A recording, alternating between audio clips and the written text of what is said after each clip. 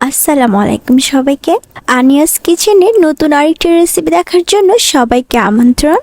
আজকে আমি আপনাদের সাথে আলু দিয়ে একটা রেসিপি তৈরি করে দেখাবো। মাত্র 10 মিনিটের মধ্যে ঝটপটভাবে এটা তৈরি করে ফেলা যায়। বাসার ছোট থেকে বড় প্রত্যেকে এটা পছন্দ করবে। আর এটা এতটাই মুচমুচে হয়, খেলে মনেই হবে না যে এটা আলু দিয়ে তৈরি করা হয়েছে। এটা যেমন ঝটপট তৈরি করা হয়ে যায়, খেতেও সেরকমই অসাধারণ স্বাদের। আশা করছি পুরো রেসিপিটি আপনাদের কাছে ভালো লাগবে। আর আপনারা যদি আমার চ্যানেলে নতুন এসে থাকেন তাহলে সাবস্ক্রাইব করার অনুরোধ রইল। তাহলে দেখে নেওয়া যাক কিভাবে তৈরি করতে হয়। এই রেসিপিটি তৈরি করার জন্য আমি এখানে 3টি মাঝারি সাইজের আলু নিয়েছি। এবার এই আলুগুলোকে আমি স্লাইস করে নিব। আমি দেখিয়ে দিচ্ছি যে এটা কিভাবে স্লাইস করতে হবে। আলুর স্লাইসটা অনেক বেশি মোটা না, আবার অনেক বেশি পাতলাও না, চিকন আর লম্বা সাইজ করে কেটে নিচ্ছি। আলুগুলো যখন কাটা হয়ে গেছে, তারপর একটা বাটিতে পর্যাপ্ত পরিমাণে পানি নিচ্ছি আর এই পানির মধ্যে আলুটা ধুয়ে নিচ্ছি। তারপর ধুয়ে নেওয়া হয়ে গেলে আমি পানি থেকে আলুগুলো উঠিয়ে নিচ্ছি আর একটা টিস্যু পেপারের উপর আলুগুলো নিয়ে নিচ্ছি যাতে করে পানিটা টেনে যায়। উপরে আবারও টিস্যু পেপার দিয়ে মুছে নিচ্ছি, তাহলে সবগুলো আলু থেকে পানি শুকিয়ে যাবে। এইভাবে করে আলুগুলো মুছে নেওয়ার পর এবার এই আলুগুলোকে আমি একটা সাইডে সরিয়ে রাখছি। এরপর আমি এখানে একটি মিক্সিং বোল নিয়ে নিচ্ছি। এর মধ্যে আমি দিয়ে দিচ্ছি 1 কাপ ময়দা। এবার ময়দার মধ্যে দিয়ে দিচ্ছি স্বাদ অনুযায়ী লবণ। এরপর দিয়ে দিচ্ছি 1/2 টেবিল চামচ গোলমরিচের গুঁড়ো। আপনারা যতটা ঝাল খেতে পছন্দ করেন সেই অনুযায়ী গোলমরিচের গুঁড়োটা এখানে দিয়ে দিবেন। এরপর দিয়ে দিচ্ছি ম্যাগি মশলা বা নুডলস মশলা। দোকানে এই মশলাটা কিনতে পাওয়া যায়, তো আমি এখানে এই মশলাটা 1.5 টেবিল চামচ দিয়েছি। এই ম্যাগি মশলা বা নুডলস মশলাটা দিলে এর স্বাদটা অনেক গুণে বেড়ে যায়, তাই এটা অবশ্যই ব্যবহার করবেন। এবার আমি এর মধ্যে দিয়ে দিচ্ছি খাবার সোডা বা বেকিং সোডা 1/4 টিস্পুন। এবার সব উপকরণকে আমি খুব ভালোভাবে মিশিয়ে নিচ্ছি, যাতে করে প্রত্যেকটা উপকরণ ময়দার সাথে ভালোভাবে মিশে যায়। এবার এর মধ্যে আমি দিয়ে দিচ্ছি পানি। অল্প করে পানি অ্যাড করতে হবে আর একটা ঘন ব্যাটার তৈরি করতে হবে। ব্যাটারটা এখানে পাতলা হলে কিন্তু হবে না, অনেকটাই ঘন করে এখানে ব্যাটারটা তৈরি করে নিতে হবে। ব্যাটারটা আমি তৈরি করে নিয়েছি, দেখে নিশ্চয়ই বুঝতে পারছেন কতটা ঘন করে আমি এই ব্যাটারটা তৈরি করে নিয়েছি। আর এখানে ব্যাটার তৈরি করতে আমার 1 কাপ ময়দার জন্য 1 কাপ থেকে সামান্য একটু বেশি পানি লেগেছে, মানে 1 কাপের সাথে আরও 2 টেবিল চামচের মতো পানি লেগেছে। তো ব্যাটারটা এখন আমার রেডি হয়ে গিয়েছে, আমি এটাকে একটা সাইডে সরিয়ে রাখছি। এরপর আমি এখানে আরও একটি মিক্সিং বোল নিয়ে নিয়েছি।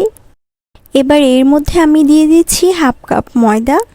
তবে ময়দার মধ্যে লবণ বা কোনো রকমের মশলা মিশানোর প্রয়োজন নেই, এখানে এরকম প্লেন যে ময়দাটা হয় সেটাই লাগবে। এটা এখন আমার রেডি হয়ে গিয়েছে, এটাকে আমি একটা সাইডে সরিয়ে রাখছি।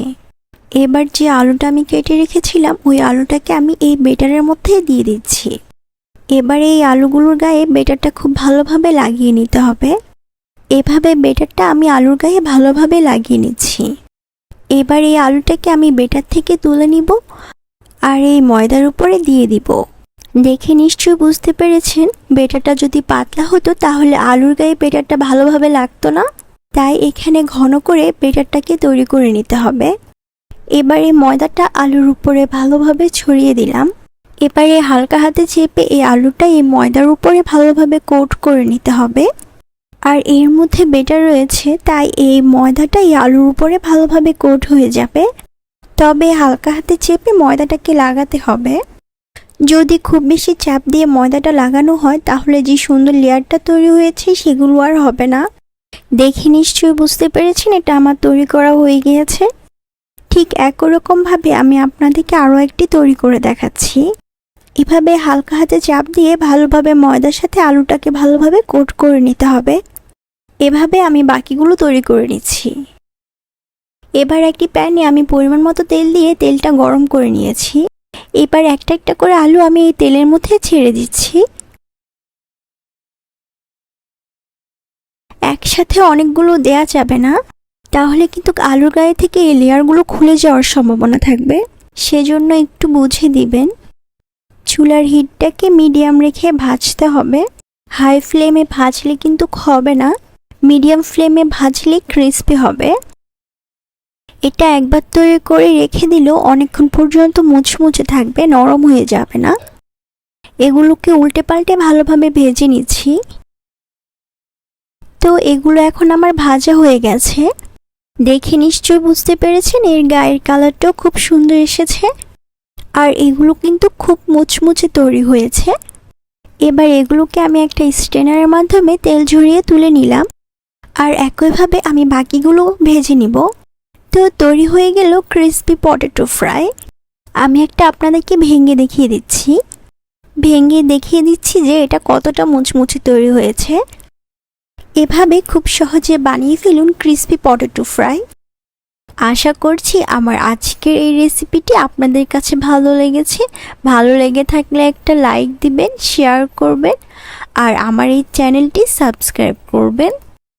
এরকমই সহজ আর মজাদার রেসিপির জন্য আমার এই চ্যানেলটি সাবস্ক্রাইব করবেন। আমার রেসিপিগুলো ট্রাই করে থাকলে কমেন্টে অবশ্যই জানাবেন। আর সঙ্গে থাকার জন্য আপনাদেরকে অসংখ্য ধন্যবাদ। সবাই ভালো থাকবেন, সুস্থ থাকবেন। আল্লাহ হাফেজ।